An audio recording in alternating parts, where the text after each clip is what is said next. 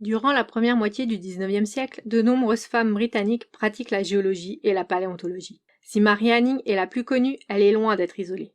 Elle est particulièrement proche de deux autres femmes qui se sont intéressées à ces disciplines, Charlotte Murchison et Elizabeth Philpott. Toutes les deux sont présentées dans le film Ammonite. Mais qui sont-elles vraiment?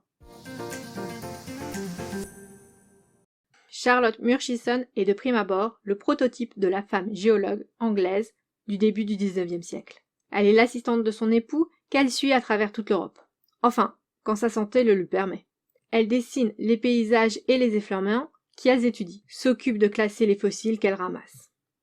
Mais c'est oublier qu'elle a passé les 10 premières années de son mariage à convaincre son époux de s'intéresser à la géologie qui la passionne déjà.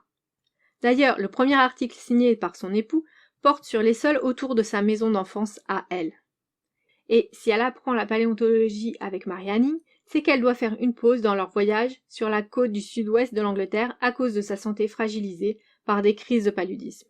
Les deux femmes resteront proches et s'écrivent régulièrement. Avec le temps, la santé de Murchison se dégrade de plus en plus, l'empêchant d'accompagner son époux en voyage, mais elle continuera jusqu'à sa mort de le conseiller sur la géologie.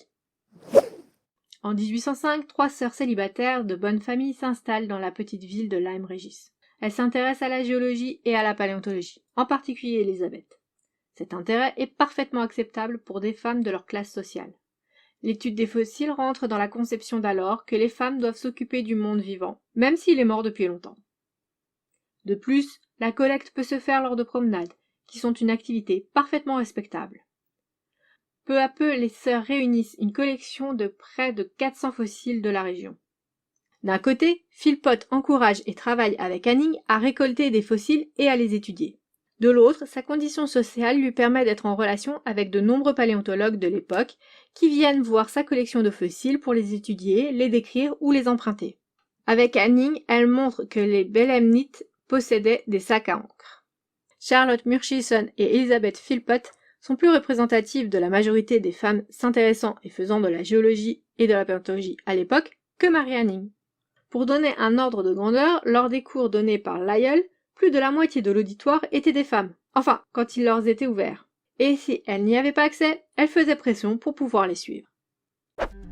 La bibliographie et les crédits des médias utilisés dans cet épisode sont en barre d'infos. Alors, déroule! N'hésite pas à partager, liker, commenter la vidéo et à t'abonner à la chaîne pour découvrir encore plus de géantes. Enfin bref, tu connais le truc.